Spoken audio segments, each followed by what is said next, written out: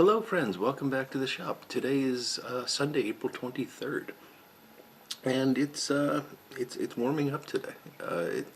Boy, the past couple of days have been damp and chilly, and you can see I'm kind of still kind of chilly here. And but we're looking forward. It's going to be sunny today, and I think it's going to get up to about 64 degrees. So really looking forward to that. I got a bunch of errands I need to run and some yard work I need to do, and it's going to be a busy day. They're all busy these days. I'll talk more about that later. So today I am smoking some Haunted Bookshop from Cornell Diehl in my Hercules pipe. And the reason I'm smoking Haunted Bookshop is a bit odd. I don't normally smoke it this time of year. Not that it matters that much, but I'm trying to set up an annual rotation, as I've talked about before. The tobacco that I was going to smoke this month was Pegasus, and I had an old jar of Pegasus that I opened up at the beginning of April, and I smoked through it in record time. It's great stuff. So I was then at a bit of a quandary as to what to go with next, and I was really enjoying that Cornell Diehl Burley flavor, and I thought, why not Haunted Bookshop? So I pulled out a jar from the cellar, and that's what I'm smoking.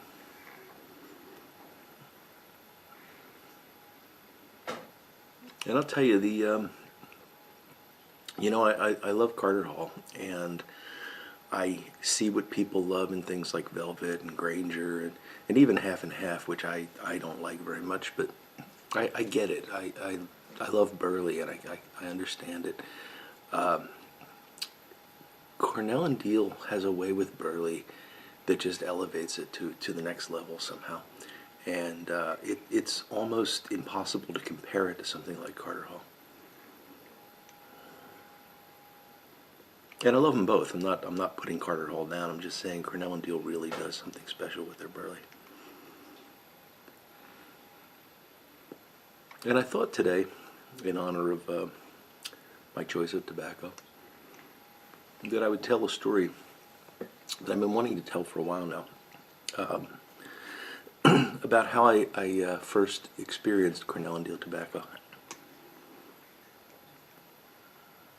And if you don't know, the company's got a really interesting history. So its founder, or founders, was a couple named Craig and Patty Tarler. And Craig retired, and he purchased a tobacco company. The tobacco company was a Pennsylvania-based company called, I'm not going to remember the name correctly, I'm almost certain, but I think it was either Alma or Almar. And this company was very, very small, and Mr. Tarler thought that this would be a fun thing to do in his retirement. So I bought the company and eventually moved it down to I think he moved it to somewhere in West Virginia. Sorry, I'm not as clear on the details as I should be, I guess. But he started blending tobaccos, relatively small effort. And I think he actually launched around 1995. I think that's when he first started. And 95 was the year that I moved to Atlanta from Pittsburgh. And this was a time when I was deep into my love of number 10 Downing Street and Bengal slices that I've talked about ad nauseum. And it was a bit of a culture shock for me in Atlanta because, when I lived in Pittsburgh, I was very fortunate. There was a tobacconist that I could walk to, and there was another store that sold tobacco. It wasn't a tobacconist, but they actually had a nice selection of tins. It was even a little bit closer. So I didn't want for tobacco in Pittsburgh. When I moved to Atlanta, there was one tobacconist that I knew of that was a drive to get to, and it was a nice place, a nice big shop. But when I asked them for number 10 Downing Street, The woman that I believe owned the shop told me that that was a Lane blend and was actually Lane, some code, BS 15 or something like that. And she pulled out a huge bag and filled up a couple ounce bag for me, and I took it away, and it wasn't the right thing. I think there was a tinderbox in Atlanta as well, but they didn't stock it, and so I could get it from Pittsburgh, and I occasionally went back to Pittsburgh because my wife was from there. But it was getting to be a bit of a pain, and I was looking for other things. And this was back in the days when, we still weren't quite sure what the web was, and I was still reading and contributing to Usenet news groups back then. If you don't know what Usenet news groups are, you don't need to know what they are. But there was this buzz on Usenet about this new company, Cornell Diehl. And they had a website, and they had, 20, 30 blends on the website. And people were just raving about them. And the way it worked was you could read all the descriptions of the blends, and then you had to call them to order. So I went through and I picked basically, and they had a deal where you could get a sample of, I believe it was 5 tobaccos, 2 ounces each, for, $15, $20 back then, something like that. So I went through the list and I picked out 5 mild Englishes that sounded vaguely reminiscent of 10 Downing Street, and I went and called one day, and a woman answered the phone who I assume was Mrs. Tarler, and I told her I'd like to place an order, and had my list, and she said, "Oh, we don't like to sell unless you talk to Craig." And I thought, well, that's kind of interesting. So she put me on hold for a minute or two, and a man got on the phone, and it was Mr. Craig Tarler. And so he said, "Well, tell me about your." Very nice guy, really nice. Any of you that have spoken to me by phone know that I'm not the world's most chatty phone person. So, this is a little bit of an awkward situation for me, but he was incredibly nice and very, very accommodating. And he said, "Well, tell me about, what kind of tobaccos do you like? What's your favorite tobacco, that kind of stuff." And I told him about 10 Downing Street and probably about Bengal slices. And I said I'd really like a replacement for that. And I remember him saying that they didn't have anything that was exactly, he was familiar with 10 Downing Street, and they didn't have anything that was exactly like that. But he suggested a blend, and I believe it was Constellation, which is a very good mild English.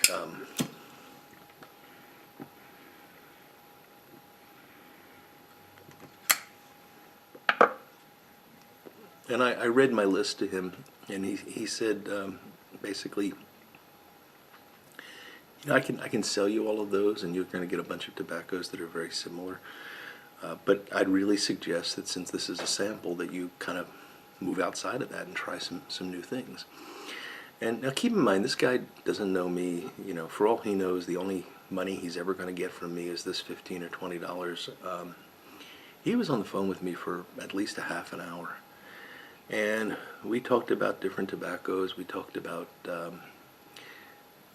unusual things that they had. This was the first time that I had heard about deer tongue, and we talked for quite a while and wound up with a list of 5. And I wish I knew what that list was. I do not remember. I think, I'm fairly certain Constellation was one of those tobaccos, and I think I also added Tuckle Hall, which is another English, if I'm remembering that right.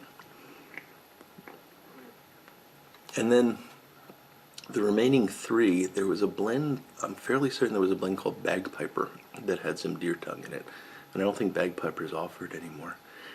And then there were 2 others that were burley-based blends, and I do not remember what they were at all. But this really opened my eyes. The tobaccos came, and that was the end of my love of Latakia and English blends, because I understood at that time what burley tasted like, and I understood what it could do to a blend, and I started to be able to pull out the different flavors in the blends. And it was all thanks to these 5 tobaccos that he sent, and the time that he took to talk to me about them and help me understand what I was going to be experiencing. So, based on that experience, and that's the only time I ever spoke to Mr. Tarler. It's unfortunately, I never got to meet him in person, and he was apparently a wonderful man, and certainly knew his tobacco. But it really changed the course of my pipe smoking, and I'm eternally grateful to him for that, to him and to his wife Patty. And he set up Cornell and Diehl in such a way that it was able to continue after he stepped down. As you probably know, Cornell and Diehl has been purchased by Laldasi a few years now, and they have the wisdom to allow it to continue to run the way it has been running. And as long as Cornell and Diehl makes tobaccos, I'll be buying them. And it all goes back to that one fateful conversation that he had. So it just kind of shows you how important not only customer service but understanding your customers can be. And unfortunately, as we get more and more in the world of pipes and cigars and smoking pipes and places like that, we're losing that touch. We're no longer, we certainly don't have the corner tobacconist anymore that we can talk to about what we like. And I don't mean to put the big guys down. I mean, I've traded emails with them on occasion about certain blends and things like that, and then they try to be helpful. But that personal touch it just doesn't happen anymore, and it's a shame that we've lost that. Anyway, I thought you'd enjoy hearing that story. I've been wanting to tell that for a long time, and it really was a turning point for me. So. All right. In other news, I wanted to give you a bit of a shop update and a little bit of a life update, really. The past week has been just terrible for me. I'm fine, everything's great, but my wife is visiting her parents this week. She hopefully is coming home on Tuesday. That's the plan right now. And, I really, don't tell her I said this, but I really rely on her for just the common day-to-day stuff, and work has been unbelievably busy lately. So I'm spending more than 8 hours certainly at work every day. I have the 2 dogs. We crate them when we're not home, and they love that. They're used to it, and it's a good thing for them. They enjoy going in the crate. But what it means is that there's only a few hours a day that they're out, and they are craving time with people. They want to interact, they want to play, they want to get their exercise in, and it's my responsibility to give that to them. So I only have a few hours a day that I'm not either working or sleeping, and in those few hours I got to keep the dogs happy, and so essentially I've had 0 shop time this week, and except for the weekend, and I'm way behind on a lot of stuff. So one of the things that I've been working on, if you've been following the Cellini pipe restoration, ran into a bit of a snag on that yesterday. I was hoping to finish that up this weekend, so I was hoping that video number 4, which will come out this Wednesday, would be the last video in the series, but ran into a problem, so I'm going to, and I won't get into details on it, but you'll see that in the video on Wednesday. It's not a problem with the pipe itself, it's a problem with the stem I was making. And unfortunately, I need to make a new stem, and I don't have enough vulcanite or ebonite material to make that stem. So I have to place an order for that. That's going to take some time. So the bottom line is that video is going to have to go 5 episodes now in order to to account for the fact that I can't finish it before this Wednesday. So I will post a video this Wednesday on the Cellini restoration, but it will not be the final video. There'll be one more coming. The other thing that I've got planned in the coming week is some more cob mod stuff. As you probably saw last week, I think I posted my cob foolery entry in the classic shape category, and I have another one that I'm working on in the freehand category. So I need to tie that up hopefully today, get that video edited and put it out.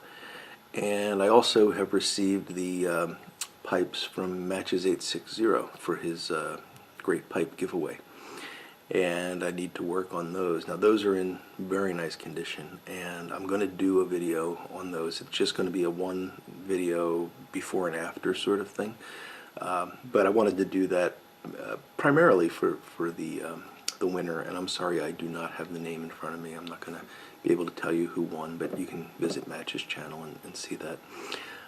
And of course I will have it when I do the video. So that'll come out hopefully this week or by the end of the week, maybe next weekend. So there's a lot going on, and that's just the stuff that you're seeing. You know, there's all kinds of stuff, lots and lots of work that I'm doing that I'm not putting on videos, and you know, unfortunately all of that has suffered a bit this week because I just haven't had the time to do the work. Sounds like I'm complaining. I'm complaining that life is very busy and I wish I had more time to do these things because I truly love doing them. So I'm not complaining about the pipe work. I'm just letting you know that unfortunately I don't have the time I'd like to have to devote to it right now. But it's all going to get done, and I appreciate everyone being patient. I've been in touch with Paul about the Cellini, and he's been very gracious about the delay there, so I appreciate that, Paul.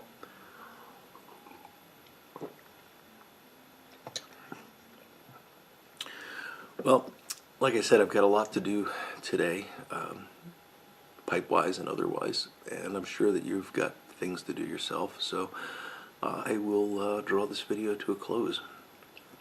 I hope you're all having a great weekend, and a great week is ahead for you all. And until the next time we meet, I will look forward to talking to you all again very soon. Goodbye now.